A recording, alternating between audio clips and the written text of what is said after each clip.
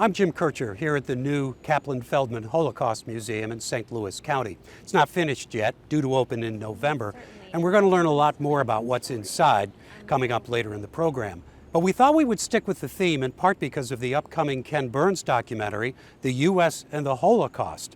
It's about what the country knew and when it knew it and what it did or didn't do in response. The local angle? Well, we have stories of a couple of people tied to this city whose names you can find in the history books. One of them risked his life to save others. But we start with the story of a St. Louisan who, well, fair warning, does not come out looking like much of a hero. And yet, if you read the 1958 obituaries in national and local papers for Breckenridge Long, they just recount his career in the U.S. State Department. He was an ambassador to Italy. He was Assistant Secretary of State. It wasn't until later, when historians started digging into declassified documents and Long's own diaries, that he would be seen as having been on the wrong side of the Holocaust response, a key figure in keeping Jewish refugees out of the United States. You think about November 1943, when he testifies to Congress and basically talks about all of the reasons that the United States does not need to do any more to rescue Jews. Rebecca Erbelding is a historian at the Holocaust Museum in Washington, D.C., and the author of Rescue Board, The Untold Story of America's Efforts to Save the Jews. I think if you read Breckenridge Long's personal diaries, he comes off as a very unlikable person. Samuel Breckenridge Long was born in 1881 in St. Louis and was about as upper crust as you could get. He was a member of the prominent Kentucky Breckenridges. He went to Princeton, got a law degree at Washington University, and started a legal practice in St. Louis. In 1912, he married into even more money. The society pages called the upcoming wedding one of the most important of the summer nuptial events. It described the bride, Christine Graham, as having been one of the belles of St. Louis's most exclusive set. Her grandfather was former Senator Frank Blair, who now has a statue in Forest Park. Her mother gifted to Washington University Graham Memorial Chapel.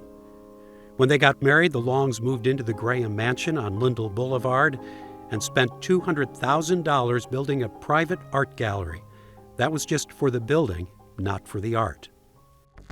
And it was big cash contributions to the Democratic Party that got Breck Long into the inner circle of Democratic politics. He supported Woodrow Wilson, nominated for a second term at the convention in St. Louis in 1916. Wilson had been one of Long's teachers at Princeton. And in 1917, Breckenridge Long was appointed Third Assistant Secretary of State. He was tall, distinguished, looked good in a top hat and tails, and might be described by the less than flattering term for a diplomat, a cookie pusher, because he spent much of his time greeting, escorting, and entertaining important visitors. When a British delegation arrived in the U.S. during World War I, they stayed at the Longs' impressive residence in Washington, D.C. That same year, a French delegation came to St. Louis, and they stayed with the Longs on Lindell Boulevard. Breckenridge Long set his sights on the Senate, and twice, in 1920 and 22, he unsuccessfully ran to become senator from Missouri. And with Republicans in power in Washington, well, he went back to practicing law. But in 1932, Roosevelt was elected, and Long got a new job, ambassador to Italy from 1933 to 1936. And in 1940, he would be back in Washington at the State Department, this time as Assistant Secretary of State. When it came to dealing with people trying to get into this country, he was the gatekeeper. He didn't make the rules, but he made sure they would be tightly enforced. This is the classic scene of immigration from the early part of the 20th century, the huddled masses yearning to breathe free. But after World War I, that golden door was nearly slammed shut with tighter and tighter restrictions on immigration. And they were still in force in the 1930s as the world was facing a new crisis. The world was changing, but American laws were not, when Breckenridge Long moved into his new office in charge of visas. And so his sensibilities and his department in Washington's interpretation of these immigration laws, that has a real effect on the ability of Jewish refugees and really anybody trying to immigrate to the United States, on their ability to get out. As more and more Jews sought to escape Nazi-occupied Europe and reports of extermination camps increased pressure from some in the U.S. to let more in, Long instructed embassies and consulates to maintain the tight restrictions. He and others argued that this was about national security, that there might be spies among those trying to get in. You can find in his diaries evidence of anti-Semitism, but he wasn't alone. Such attitudes of varying degrees, including so-called country club anti-Semitism, accepting or embracing quotas or exclusions of Jews from clubs, neighborhoods, and in hiring.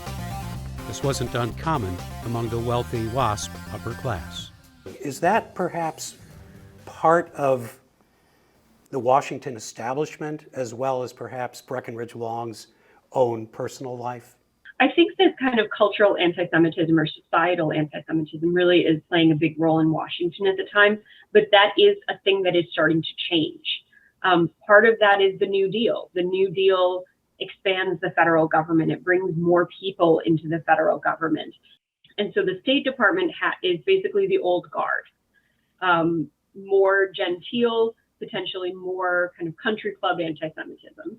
And anti-Semitism and nativism is openly tolerated. Prejudice is openly tolerated in the State Department. You can say things out loud there that you may not be able to get away with saying in the Treasury Department. I struggle with whether he is motivated by anti-Semitism or motivated by nativism, the dislike of all immigrants.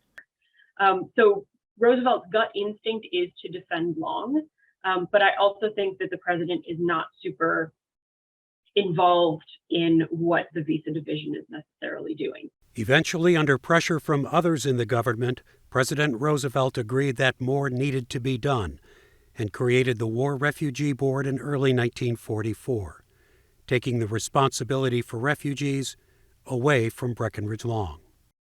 After the War Refugee Board was created, he says in his diary, "What they can do that I have not done, I cannot imagine."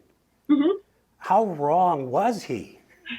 He is very wrong. The United States, especially in 1943 and 1944, as it's clear that Nazi Germany is losing the war, there is a lot that the United States can do. The War Refugee Board tries to do it in 1944, but there are things that the United States could have been doing in 1943 to protest more, to get more material in the hands of the resistance, to publicize what the Nazis are doing. Those are things that Long absolutely could have done and did not do. And to me, I think Long's overwhelming motivation, beyond nativism, beyond anti-Semitism, is that he wants to be left alone. He wants his job to be easy.